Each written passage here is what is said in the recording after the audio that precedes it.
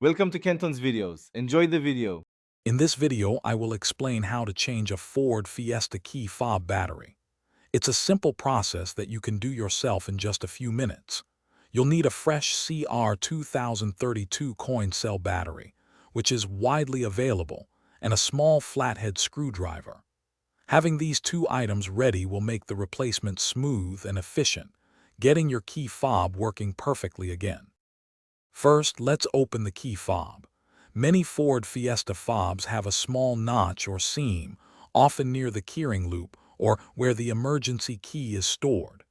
Insert your small flathead screwdriver into this gap.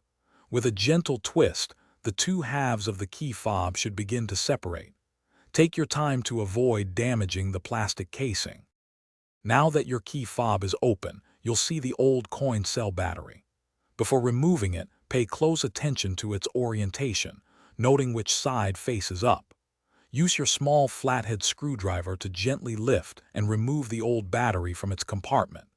Then, insert your new CR 2032 battery, ensuring the positive side is facing the same direction as the old one.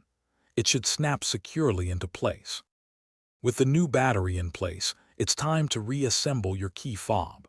Carefully align the two halves of the casing, making sure all the internal components are properly seated. Gently press the halves together until you hear them click, indicating they are securely fastened.